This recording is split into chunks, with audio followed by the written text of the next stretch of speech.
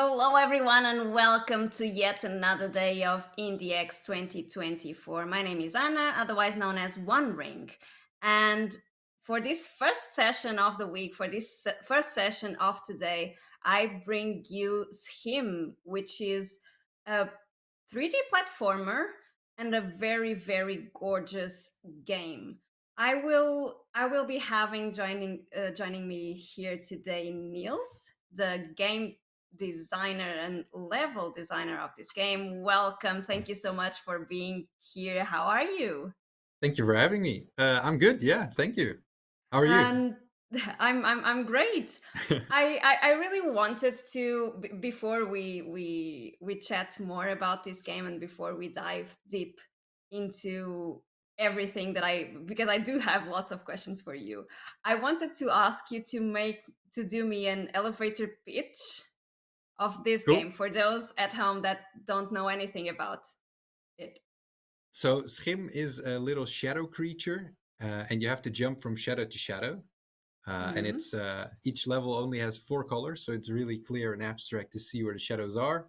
And you are the shadow creature of a person, and we'll be seeing in the game as you play through it that you will be disconnected from your person, and it's up to you to get back to them. But yeah, being restricted to only those shadows—that's going to be the challenge of the game.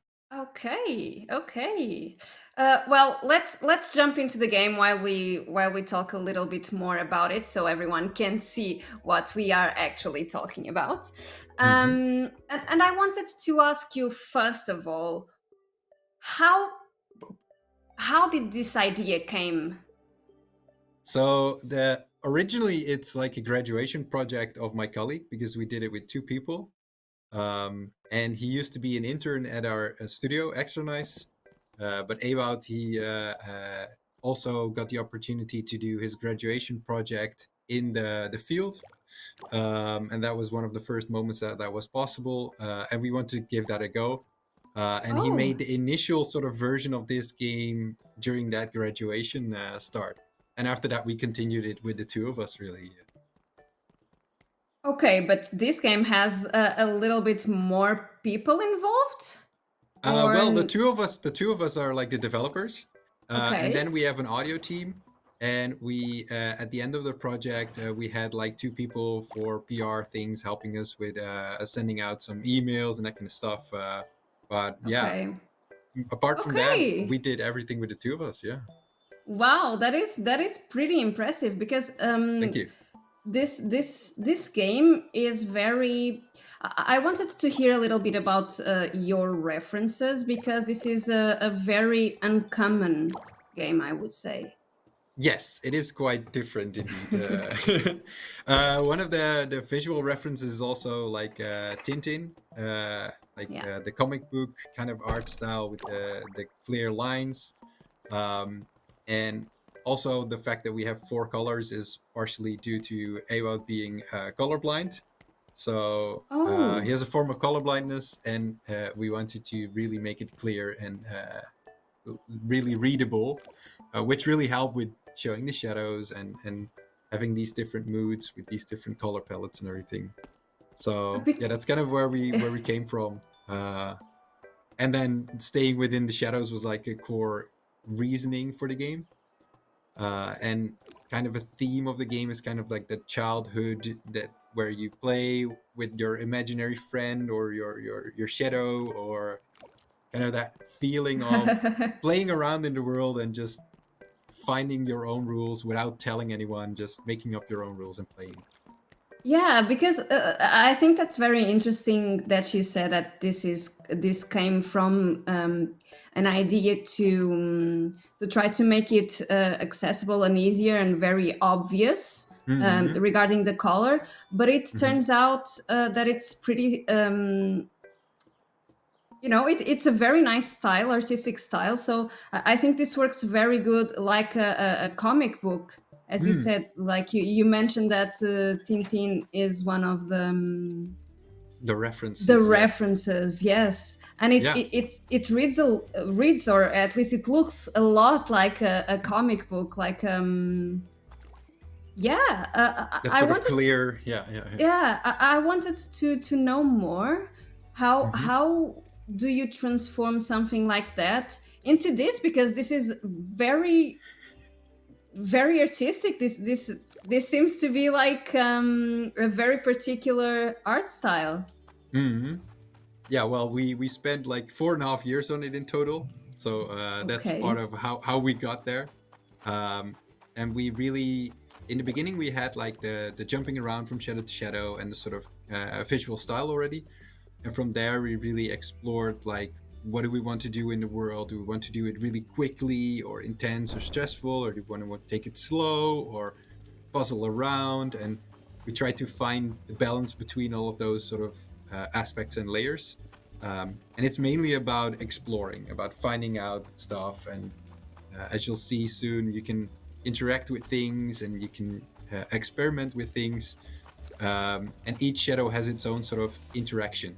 So we really want the player to explore and navigate and figure out all these things they can play around with. So yeah, that's kind of the core where we came from. So explore and have this because it is a very chill game. Mm-hmm. Apart from being gorgeous, it's very relaxing to be around here and just Mm-hmm. exploring things and just jumping from shadow to shadow, not Yeah. necessarily trying to reach the objective, but exploring, as you said. So and Mm-hmm. you mentioned the two of you got 4 years to make this possible. Yeah. What were your biggest challenges doing this? I would say the story was part of it. We knew what we wanted to tell, but how we specifically wanted to tell it, and testing that and figuring out if it resonated with the players, that was something that took quite a bit of time. And there's a lot of different things from a level design perspective as well. There's all these things that are very subtle, but that you find out while you work on the project as people play. For example, these shadows, they sort of seem to point into a specific direction, and you tend to want to follow the direction of shadows instead of go against the flow of the shadows. So these things Hmm. really end up being a huge factor in how you design the levels, or how the flow of the level should be, and that kind of stuff. Exactly like a comic book, because usually you have Mm-hmm. to guide the eye of the one that is reading, or in this case playing, Yeah. with the art itself. And this is very it is very obvious, at least on this first level, very obvious Mm-hmm. what you're trying to do here. Mm-hmm. um you also mentioned the idea of exploration, the idea of childhood imagination, and so Mm-hmm. on. um because there I feel there's sort of a story, or at least something that you are trying to convey with this Mm-hmm. game, and I wanted you to talk a little bit more about that, because uh, I'm very curious to see if that is what you guys had in mind, or just the Mm-hmm. exploration itself being one of the main things of the game. Well, we designed it in a way where if a player doesn't get all of the aspects that we put in there, then it's also fine. There are players, like, if we see like an 8-year-old play, they will play it differently than, for example, a 25-year-old or something. Yeah. We try to think about it, what these different layers could do, and not steer away too much from the core, because the hopping around and exploring is really important. But we did sprinkle in a little bit of like puzzling, a little bit of that story element, and to us they're pretty important. But some players, they focus on specific elements, and that's also perfectly fine. Okay. So we do put them in there. Also, the story elements, like you said, there's a lot of things that we thought out, and like the symbolism and these kind of elements. But it's also perfectly okay if people just hop around and have fun and just Yeah. enjoy the platforming, and that's it. Or Because it is a fun game. It is a bit harder than I would expect. Mhm. Some, I have to say, especially in because the beginning, I would say, yeah. yeah, because it doesn't seem like it. I'm playing with a controller. Hmm. But when I tried this game, and I was telling you this on backstage, when I tried this game, I tried with keyboard, Hmm. and it was a disaster because I couldn't time the jump correctly to make sure that the shadow would reach the next shadow, and I'm going to fail now on purpose. And this just kept happening again and again and again. This is something that was intended to make sure it was also a little bit challenging. Yeah, I think like it's interesting because some players they think it's quite challenging, especially in the beginning, because you learn like these to get the right jumps. But as you go in the game and you learn a little bit more, then you get these subtle things and you know a little bit more what jumps you can do and you can't do. So it's kind of the symbolism of the childhood is there, where you try to learn and get the right jumps and. And there's also something like if you're probably really focused on me talking as well, but if you jump outside of the light, there's also a little small correcting hop. So whenever you slightly miss it, you can always adjust a little bit. And we noticed that helps a lot as well. Okay. That's something we don't explicitly tell the player, and that's something that they figure out in the first couple of levels, and then they that really helps as well. I'm trying to figure out what's going on here to try and maybe I can jump. Oh, I can. Okay. I can jump here. Wow. Okay, I didn't go too into the game because I wanted to have the reaction, and I wanted to talk with you about what was going on here. And this first level is kind of part of the introduction in the story, because the kid you're connected to, he's at the end of the level, and this is like the first level where you have to get back to him, and you're a little bit on your own. And the jumps are quite doable, but still you can miss a couple and then you get set back a little bit, and you learn to figure out how far can you jump, where can you jump, what can you do. So these elements really. Yeah. It's already going a lot better, I see. It is. Again, so that would have been a nice moment for that extra hop. That would have been perfect. Like. Okay. Let me. Try it again. Oh. So I have to jump twice. Is that it? You can. This one is doable with one jump as well. You can do the lamppost, or you can try the hedge, or there's a couple of different ways. Okay. But especially in the beginning, it's trying to figure out like, oh, if I hold the button a little bit longer, I jump a little further, and these kind of elements.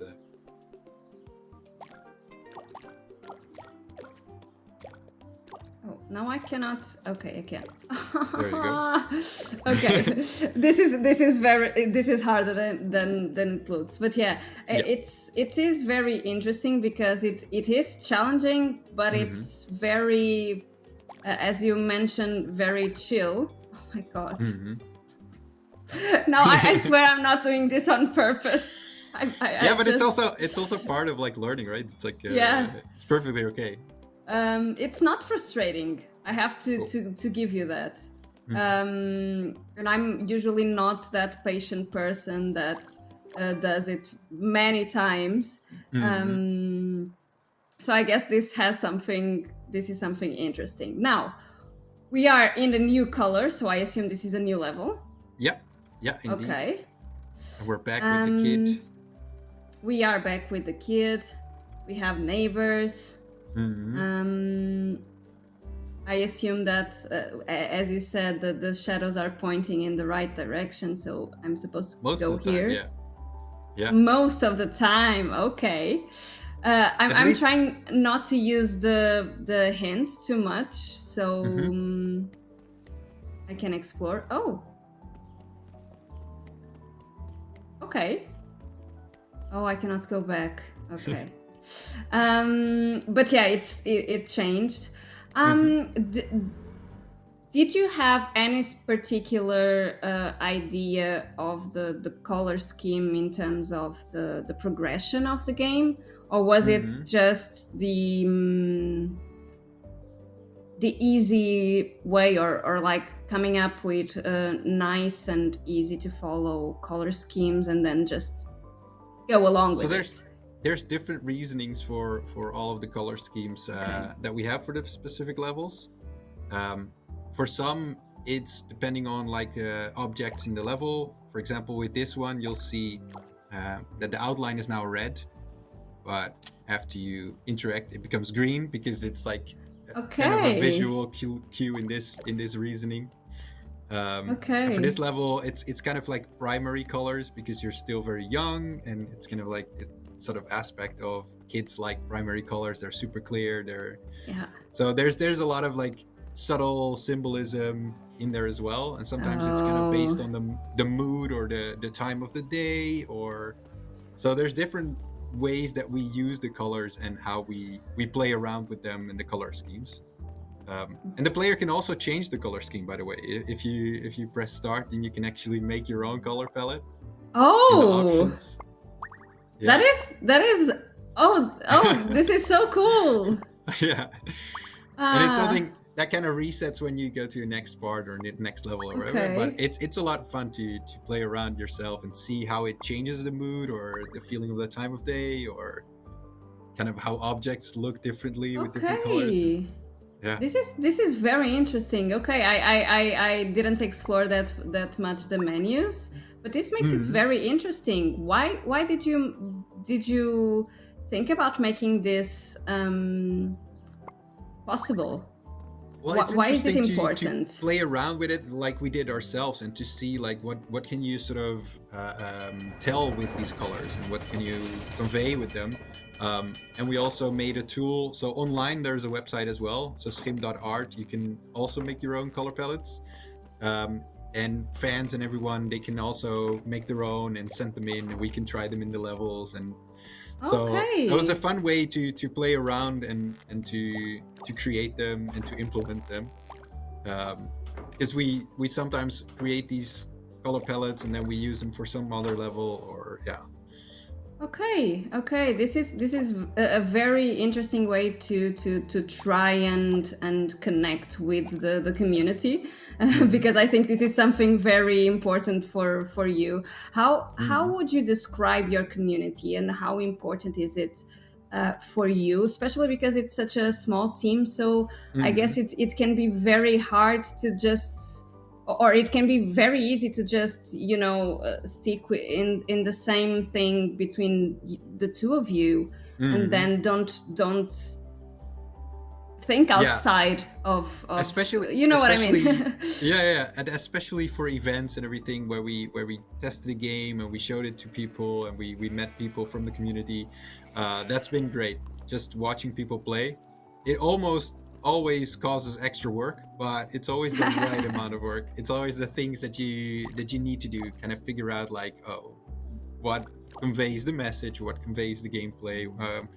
So we've learned a lot from that, and it's really nice to hear people be excited and to chat with them. And yeah, some people, they like, last event was like Gamescom, and people come up to us and they're like, oh, I'm such a big fan, and it's just so rewarding for people to meet with them, really. Yeah.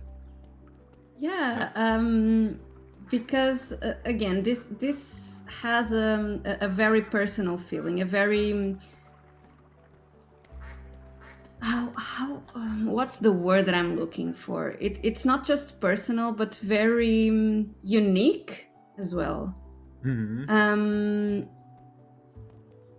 and this can be very hard, and I wanted to hear your perspective on this. It can Hmm. be very hard or very scary to try to do something this particular and this different, Hmm. while at trying to bring something new, while Hmm. especially given the current situation of the gaming industry. Yeah, absolutely. Yeah, yeah, and that's something that we talked about a lot as well, and that we sort of looked at. And but it's kind of, on the one hand, you're quite busy with thinking about it, talking about it. On the other hand, there's so much work to be done, so much things that you're working on, and so it changes every now and then. You're really busy with that, and other moments you're like more like, okay, we gotta complete levels, finish everything, and make it fun. So yeah, it can be daunting.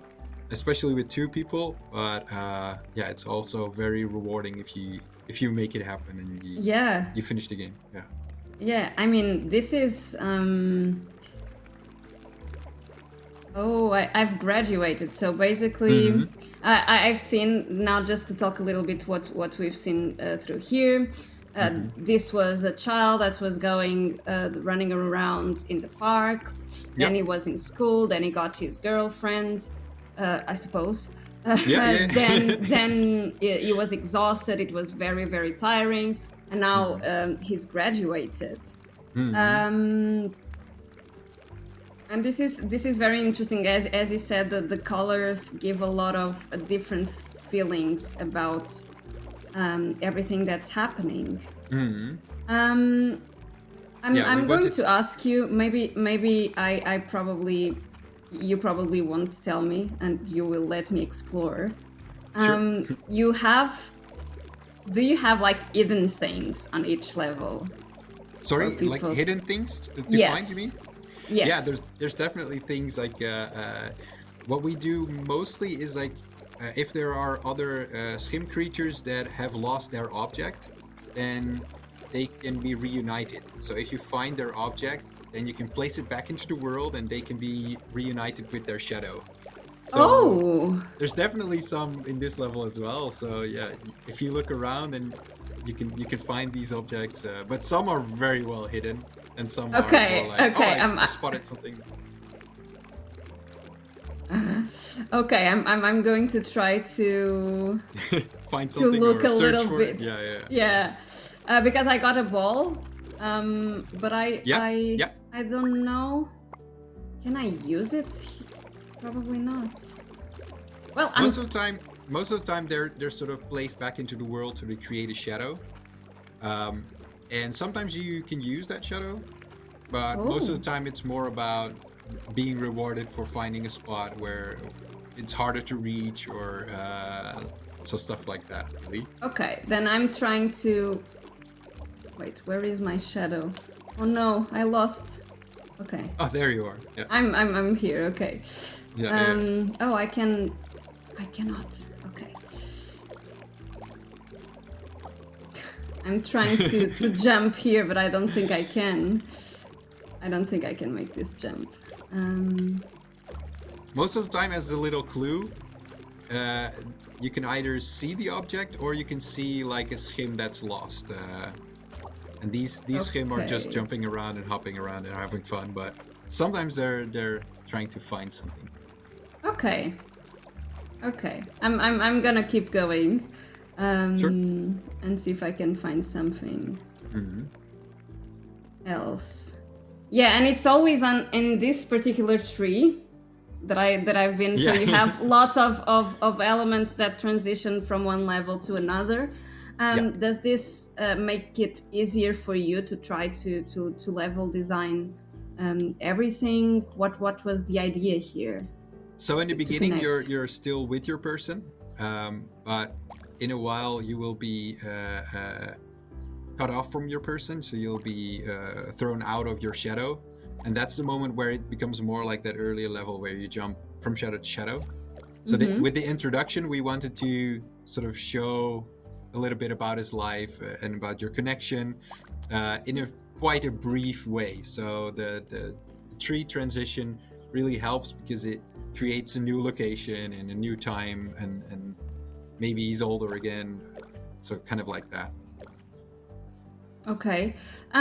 Is it always the same character?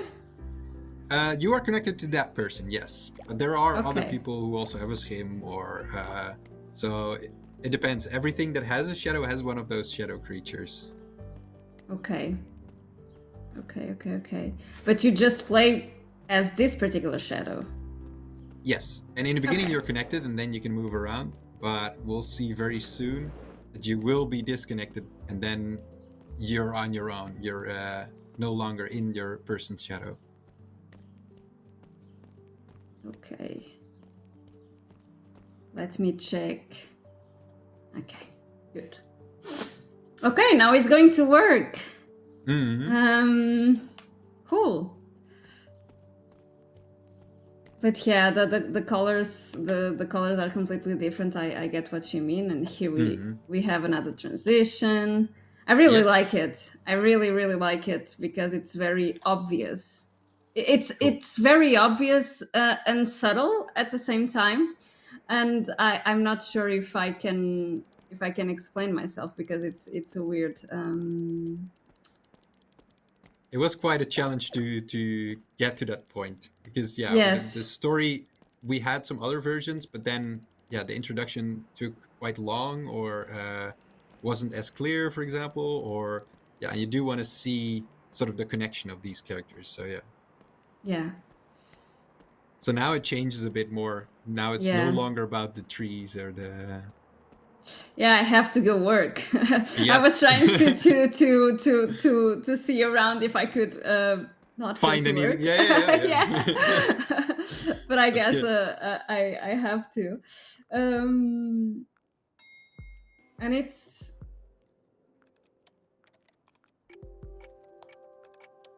is very interesting. Um, oh. Okay. There is no words. Why was that a decision? Just a way of We managing want the resources, or was it intended? No, it was way more challenging like this because if you just use voiceovers or text on screen, it's actually kind of easier to Easier. make. Yeah, because some of the elements are quite hard to convey, but we really wanted to do a lot of with animation. We really like animated movies that focus on the movement and the animations itself, and kind of like this where you see what they feel instead of they're telling you what they feel. Yeah. um, and when that works, it's really great. And it also helps with, for example, again with the example, if an 8-year-old sees the emotion, they understand it as well Yeah. as like an older person. So Yeah. that's been really cool to see, like a young audience, but also an older audience, and there's a lot more room for interpretation, which we really like what is going on, what is the reasoning, and these little things we really enjoy, and yeah, that's cool to see. Yeah. I'm getting very depressed playing this. This is the rough part, but yeah, But you yeah, don't in a you good don't get way. detached. You don't get detached from your shadow just by walking around it. Things happen, so yeah. Yep, there we go. Okay. And now he Now this really person sticks is out. hollow. Yes, Okay, and I this part can be quite tricky. okay. You're doing I'm great, seeing yeah. if I can figure it out by myself. Oh Hmm. no, come on, don't run away from me. No. He's off. Yes. Yeah, I mean I get it. He Yeah. lost his job. They took his bike. Now he missed the bus. Yeah. I get it. It's too much.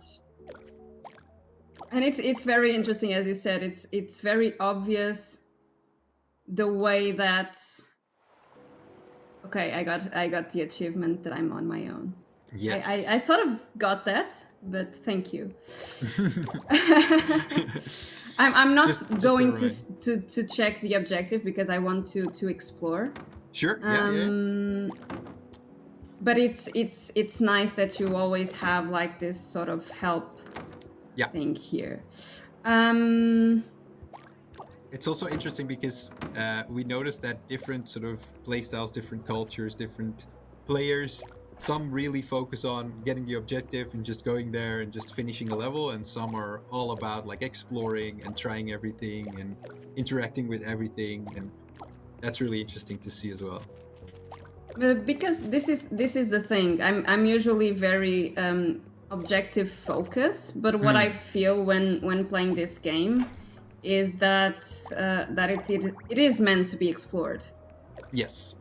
Yeah. It is meant to like play around, and I think also because of the art style. Mm-hmm. Um, There are some I'm speedrunners, and they tend to just go yeah. for the goal, of course, which is also fun. But Yeah. yeah, there's different kind of ways to experience it. Okay. Oh. Oh, I forgot that I can do this. Yes, that's why we have the reminder there as a little Yeah. like, I needed to use the yeah, especially in this level where it's more close. The buildings are close together. yeah. And it's very hard to try and do this Find the on right your own. angles. Oh, Yeah.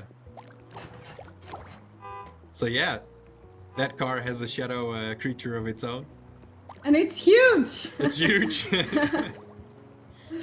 um why shadows?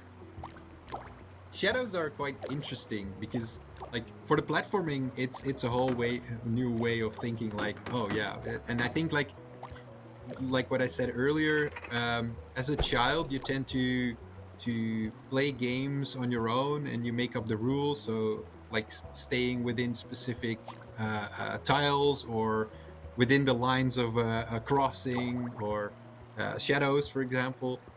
These are interesting ways of looking differently at the world, and that's kind of what we try to do with the game as well. And yeah, it's fun to look around the world and see the shadows as a new way of trying to figure out what the world is about. And while we were developing the game, we noticed that we started looking at the world differently as well again. That we saw everything as sort of like, oh yeah, these shadows are interesting because you can jump over there, and then so Yeah, yeah, and that is very nice. Oh, there is a bike there. Oh dear. mhm. I am terrible at this.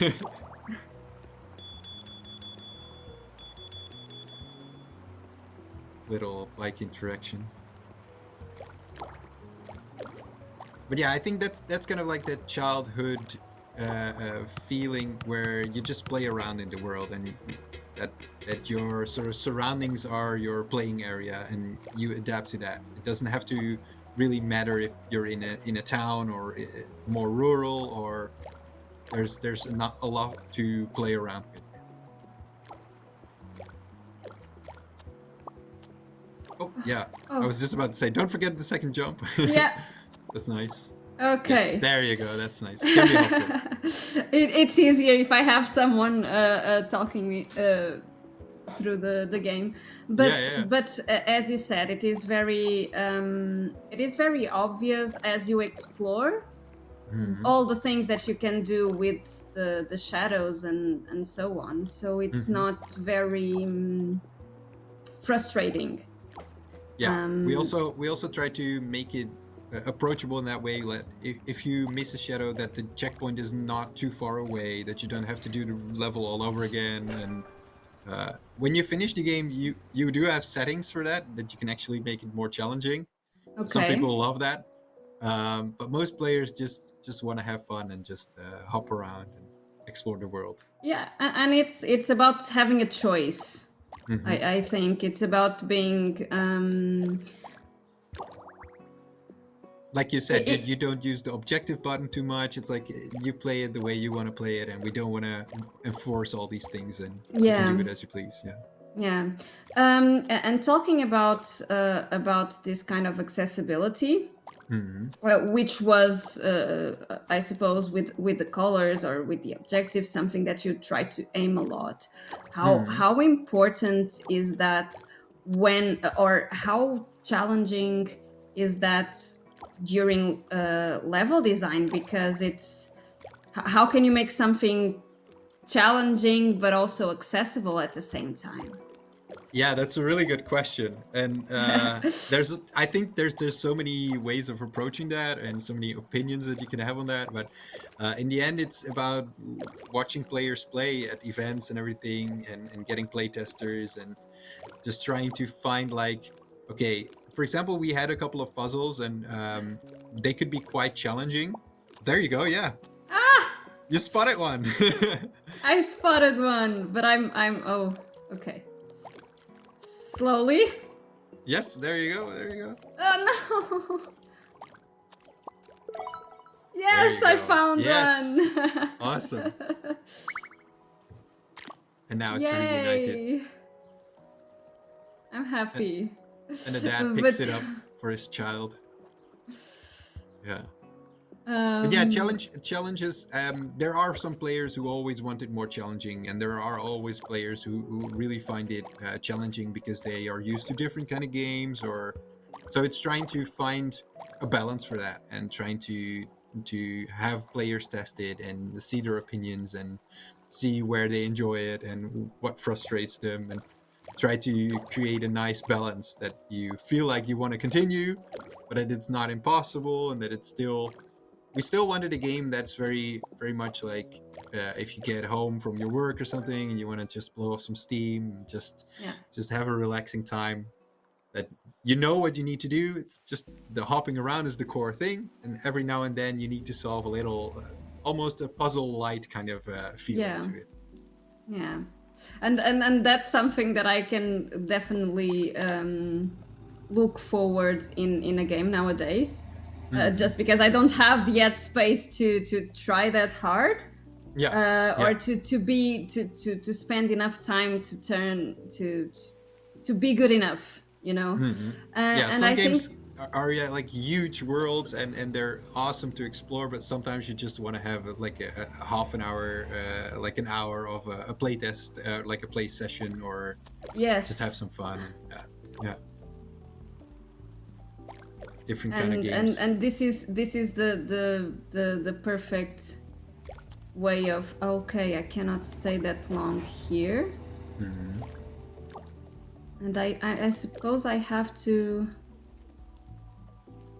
I'm gonna figure. No, I can't. It's always I'm trying fun to watch figure people out play. what I have to do without using the.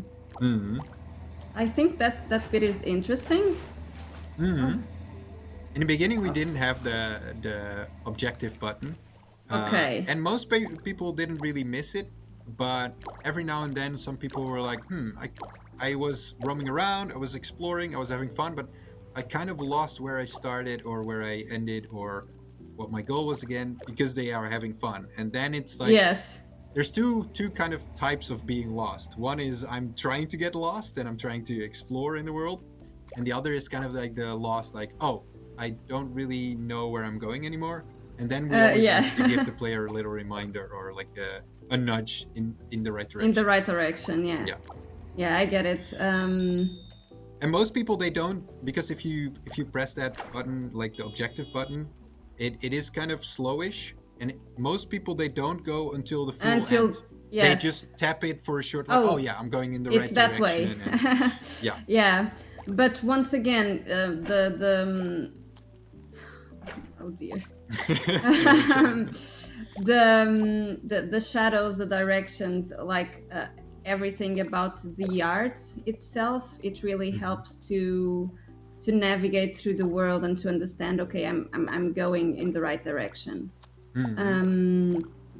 So I suppose that's also very, very helpful. While you were doing this, what was the first thing that you had to? Was there anything that you really had to change completely to make sure that the game worked? That's a good question. I think one of the bigger challenges that Ewoud had was also to make the visual effects line up with how it felt. So, because there's a lot of different shaders, so having the shadows feel like they're in the right spot and being snappy and that they are a little bit magnetic, like they suck you in. But having that sweet spot, that was kind of a thing that we started off with and tried to have really, really good, because that's like the core of the whole game. Yeah. So yeah, that was one of those things that we really wanted to have really correctly and feel good, and yeah. And it is like you said, once you get the hang of the what you can do with the shadow. Oh my. And it if you completely looks it already looks completely different how you're playing now compared to a couple of yeah. levels ago, and you learn how and what you can do and what you cannot do, or yeah. Yeah, and I think that is the interesting thing about this game is that uh, it's not that frustrating. It Mm-hmm. is not, and I feel like that is very. It says a lot about a game. Mm-hmm. The way that you can, again, that you can feel challenged but not lose your head Mm-hmm. about it at the same time. Is there anything that you want to highlight about this game that we haven't talked yet about? Good question. What would I like to highlight? Um, I'm not sure. I think there's many aspects of the game that are interesting from a design perspective, but also as a player, I suppose. I also really enjoy the fact that there are speedrunners, like I said earlier, that are approaching it in a whole different way. It's a lot of fun to watch them play the game as well. It's like we knew a couple of things, and we also designed it for that way, that we always tested like, what if you really want to do it the fastest way possible. We always try to create like ways that a new player might not see yet, but that are approachable and are doable for a specific audience. And it was a lot of fun to design for that audience, since in other games that I've worked on, I haven't really focused on that much because they were quite different games. But yeah, having a focus on the speedrunners as well as the slow exploring, and they are very contrasting, but they are both really interesting to design for sure. Okay, okay. What kind of gamer are you? I'm not really a platform gamer, like a platformer, so that was also very interesting Okay, to design a okay, game in that regard. Um, since in a way we wanted to create a platformer that's also approachable for people who don't really play platformers, I would say. um, as it is, yeah, like I said earlier, the checkpoints and everything, it is relatively more forgivable than most other platform games, where it's a lot about those challenging jumps, and this is also about the world itself, and yeah, these kind of elements. And I really okay, like the old school point and click adventure games, and having those kind of like interactions that you feel like everything in the world has some form of interaction. That's something that okay. translated to this game as well, I would suppose. Yeah, that was my exactly my next question. So if you are not someone that usually plays platformers, what Mm-hmm. do you bring, or Mm-hmm. what was also important for you to bring to a platformer, Mm-hmm. to make it feel more like something you would also play? Because Yeah, yeah. I think I that mean, is something it is in important the while you end. develop a game. Yes, absolutely. Yeah, it is a platformer for sure, and I also like platformers, but I always found them really daunting. Like you said, I find a lot of platformers stressful because if you miss a jump, you feel like, oh man, I screwed Yeah. up, and it's like, oh, I feel like a bad player. Or and we really try to emphasize on that sort of experimentation, that it's part of it, and that it's a good thing, and that it shouldn't be too daunting, and like this is a more of a bigger setback, but it's still within the same screen, of course. So these kind of Yeah. elements are important, I would say. Okay, okay, that makes sense. It's very interesting that you put the a night cycle and the challenges that this can have, which Mm-hmm. is having light is a Yes. challenge, Yes. or not having light. Oh dear, The is lack a thereof. challenge. Yeah. I'm trying to see Figure if I this one out. can Yeah. figure. Yeah. Oh dear. I'm not a very patient person, so as you can figure out. Um, so I'm trying to see if I can. Find a way. Yeah. Yeah. What? How am I? Interesting. Yeah. This is one of those spots where it's a little bit like a puzzle, but it's not extremely puzzly. But There's some stuff that you Oh, kind of have to figure out or find, or there are lights there. Mm-hmm. Yes. So, oh no. So it's, oh, okay. It's Not too being, much, but it does something. Yeah. yeah. Um,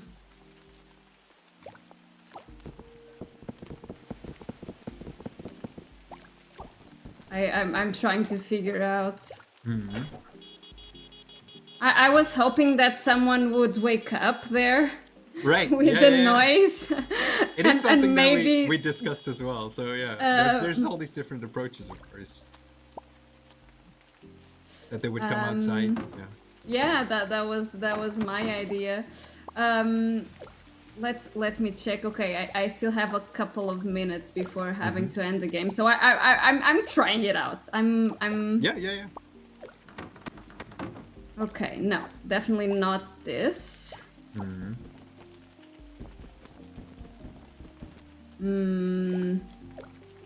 Maybe.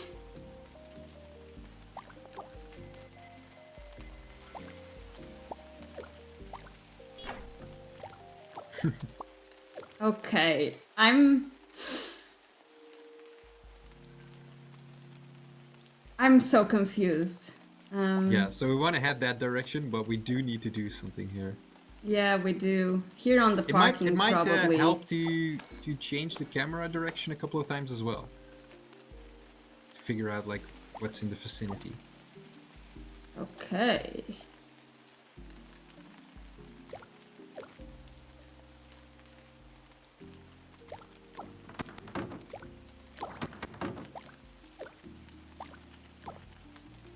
Haha! You spotted something. Okay, okay, I get it. Oh, no, no, no, no. It's fine. I can be patient. Yeah, this is one of those spots. Ah, I did it. Oh, very nice, very nice. Nice. Okay. Okay, but yeah, the changing the camera was a great tip there. Okay, there you go. There you go. Okay, okay, I just needed to fix the lights. Okay, nice. Yeah. This is Yeah. this is very nice, and again, I think it's quite. You can get it. You just have to explore a little bit more. I would take a little bit longer to figure out, but I think I would eventually get there myself. So since we do not have, unfortunately, I would love to keep on going and keep talking with you about this fantastic game, but since we do not have that longer, I wanted to ask you, Niels. Is there anything else that you want to say to everyone that's watching you, to your community, to people that actually think, I might get this game, but I need that little extra nudge? Yeah. Well, for the people who already have the game, thanks for getting it. The community is awesome, and we're a big fan of the community. And in the end, you make games for the people who are out there, and they've been really responsive and enthusiastic about it. And so that's great. And for people who still want to try it out, yeah, there's a demo on Steam, so you can definitely try it out there. But it's also available on all big platforms, so Xbox, Nintendo Switch, PlayStation. So it's quite obtainable in that sense. And yeah, it's probably one of those games where, like I said earlier, if you want to wind down at the end of the day, in a couple of sessions where it's like half an hour to an hour, and then either when you're traveling or when you get Yeah. home, just as a sort of thing in between that's not too demanding, and where you don't feel like, oh, I have to relearn the game after a couple of months. You can always pick it up and you go through the story and the world, and yeah, it's kind of what it's about, I would say. Yeah. Nils, it was an absolute pleasure to be here talking with you about SCHiM, this fantastic game. Thank you so much for your time Thank and you for for having making me. this fantastic game. Be sure to wishlist it to get the game because, or at least to try it out, because Hmm. I think you'll have a lot of fun doing so. We will be having a lunch break, but we will be back at 2 with the next game. So see you there. Thank you.